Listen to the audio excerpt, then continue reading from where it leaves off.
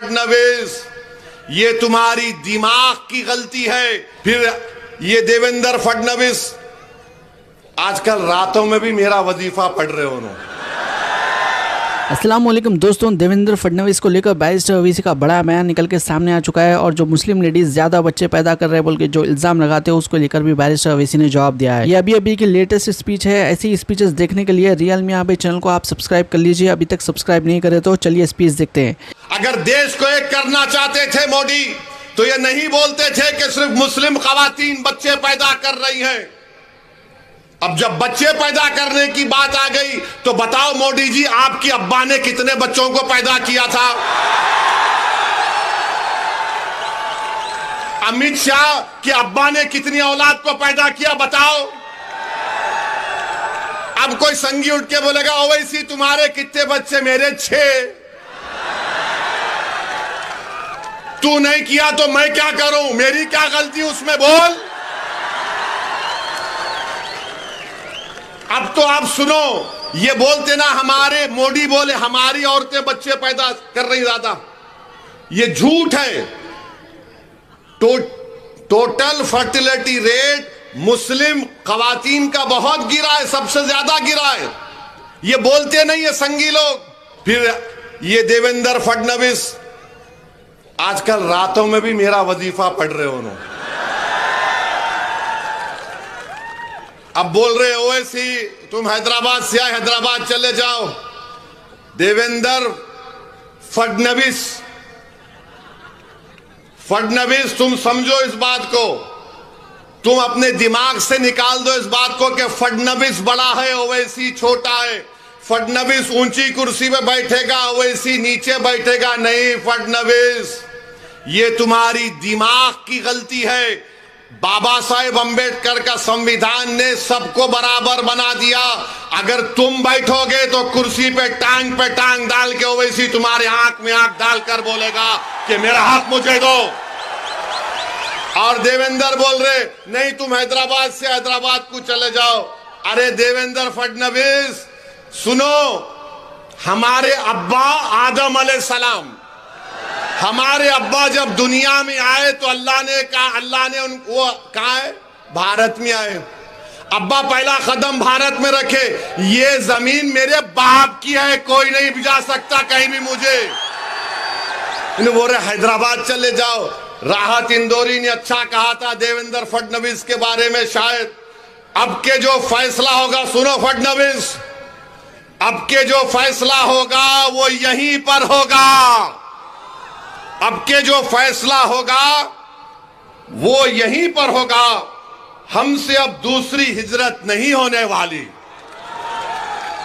जो पाकिस्तान जाना था चले गए। जो वफादार थे तुम्हारे मोदी के और उद्धव ठाकरे के सामने सीना तान कर खड़े होकर बोल रहे हमारा हक हमको मिलना, अब हम मस्जिद को जाने नहीं देंगे, वक्फ को छीनने नहीं देंगे। अब इन्हें बोल रहे जाओ, नहीं जाते। क्या करते तुम? गोली मारते मारो गोली, जेल में डालते डालो जेल में। मगर तुम्हारे इन बातों से अब कोई डरने वाला नहीं है। देवेंद्र क्या बोल रहे? धर्म युद्ध, भिवंडी वेस्ट की सीट धर्म युद्ध, वोट जिहाद। अरे इलेक्शन हो रहा या जंग हो रही? और किसके खिलाफ धर्म युद्ध कर रहे फडणवीस? बोलो तुम जरा। अच्छा मोदी जी ये तो बोल दो सबका साथ, सबका विकास, सबका विश्वास कहां गया? उड़ गया, टाइम हो गया। देवेंद्र धर्म युद्ध है, वोट जिहाद कर रहे। वोट जिहाद के माने क्या है बताओ? अरे जिहाद तुम जानते नहीं। जिहाद अगर किसी ने किया ना फडणवीस, अल्लामा फजल हक खैराबादी ने अंग्रेजों के खिलाफ किया था जिहाद का फतवा देकर। जिहाद अगर किसी ने किया था इस देश को आजाद कराने के लिए तो मुरादाबाद के अल्लामा काफी ने दिया था कि इस तरी को गरम करके अल्लामा काफी के सीने पर लगाते थे अंग्रेज। फांसी के फंदे पर अल्लामा काफी को लेकर जा रहे और ये अल्लामा काफी मुस्कुरा रहे थे और जबान पर क्या पढ़ रहे थे? नाते रसूल सल्लल्लाहु अलैहि वसल्लम पढ़ रहे थे। और आप बोल रहे जिहाद, वोट जिहाद, धर्म युद्ध। लगता है फडणवीस तुम जरा थोड़ा दिमाग जो आप नौत बोलो, मैं बोलता ना, वरना बोलेंगे वोट जिहाद भिवंडी वेस्ट में हो रहा है। यानी अगर कोई वारिस पठान इंशाल्लाह कामयाब हो गए तो सबसे ज्यादा तकलीफ जिस्म के उस हिस्से में किसी को होगी तो देवेंद्र फडणवीस को होगी। वोट जिहाद हुआ, वोट जिहाद हुआ। हम अपने पसंद के उम्मीदवार को वोट डालेंगे। अच्छा, तुम अयोध्या की सीट हार गए, वो क्या था? धर्म युद्ध था। मोदी की मेजॉरिटी 1.5 लाख पे आ गई, वो क्या धर्म युद्ध था? गुजरात में तुम सीट हार गए, धर्म युद्ध था। मगर जहां पे मंजलिस आ गई, देवेंद्र फडणवीस आ गए। अच्छा, अब उन्होंने भी आए यूपी से, क्या बोल रहे हो उन्होंने? कटेंगे क्या? बटेंगे तो कटेंगे। अरे ये कौन सी जबान है? मुख्यमंत्री की जबान है ये। बटेंगे तो कटेंगे। कहां बट रहे हैं? तुम ही तो घर तोड़ रहे बुलडोजर से, तुम ही तो बुलडोजर से घर तोड़ रहे गरीबों का। तुम्हारी सरकार में अतीक को गोली मार दी गई, उनके भाई को हथकड़ियां है, तुम गोली मार दिए। मेरी गाड़ी पर गोलियां चलाए विधानसभा के इलेक्शन में, दासना में 6 गोलियां मुझ पर चलाए। ये और बात है कि अल्लाह ने अपने हबीब के सदक़े मुझे बचा लिया। मगर एक बात सुनो, मेरी एक बात सुनो, ये गोलियां चलाने वालों को बोल रहा हूं जो बाबा सिद्दीकी को मारे। अरे सुन मेरी बात को जालिम, जो इस दुनिया में आता है ना, अल्लाह उसको उसकी मां की पेट में भिजाने से पहले आलम अरवाह में अल्लाह उसकी इज्जत, उसकी रिज़्क़, उसकी जिंदगी लिख कर भी जाता।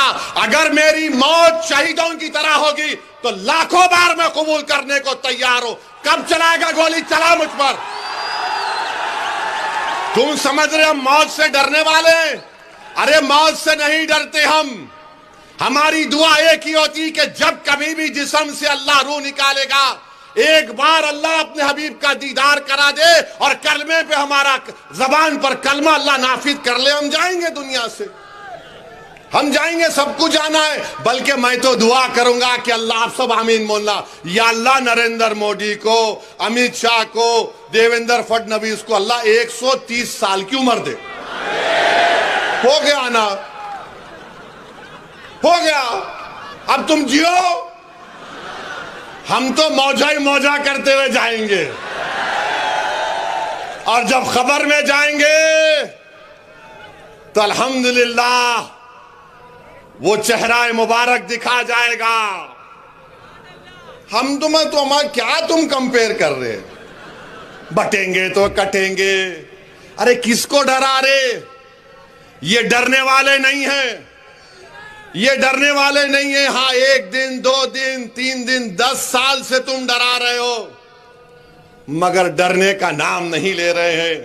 1 साल से इजराइल मार रहा है 40,000 लोगों को, तब भी उनके हौसलों को नहीं तोड़ सका। दुनिया परेशान है। क्या है ये वो है आका के गुलामों के गुलाम है हम लोग। ये तुम्हारे डराने से डरने वाले नहीं है।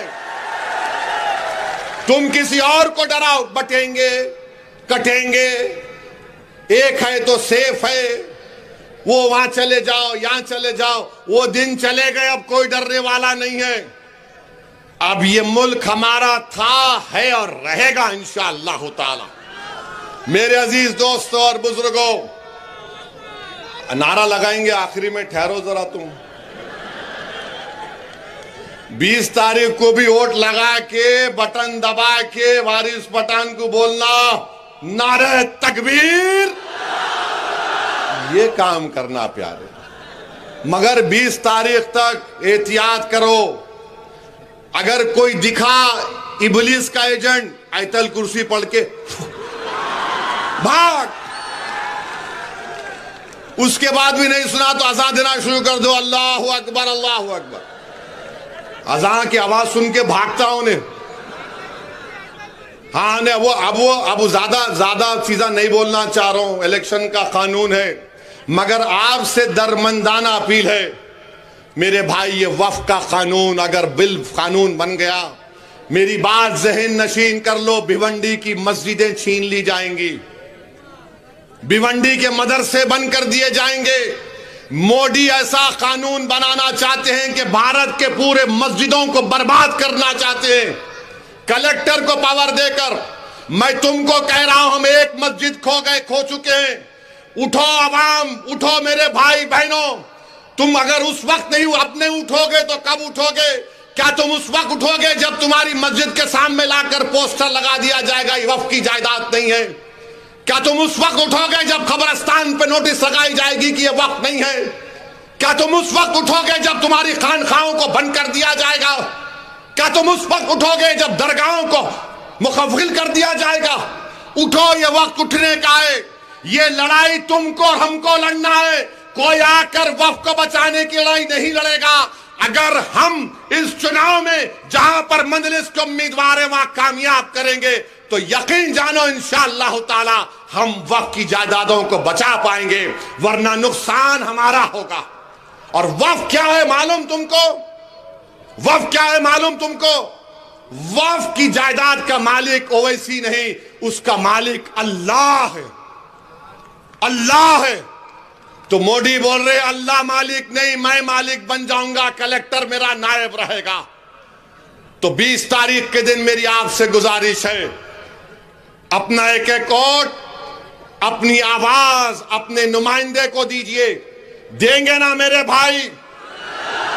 जरा सेलफोन की लाइट ऑन करके बोलो, पूरे लाइट ऑन करो सेलफोन के, ताकि इब्लीस को मालूम हो जाए, फडणवीस को मालूम हो जाए कि भिवंडी वेस्ट में क्या चलेगा। पतंग चलेगी, पतंग चलेगी। मजलिस को वोट देंगे ना मेरे भाई? 20 तारीख के दिन आप एक वोट मजलिस को देकर कामयाब करिए। अल्लाह आपको सलामत रखे। अब मेरे साथ नारा लगाइए, नारे तकबीर, पतंग को, पतंग को। तो ये थी अभी की स्पीच बैरिस्टर असदुद्दीन ओवैसी की। इंशाल्लाह अगले वीडियो में मुलाकात होगी। अल्लाह हाफिज़।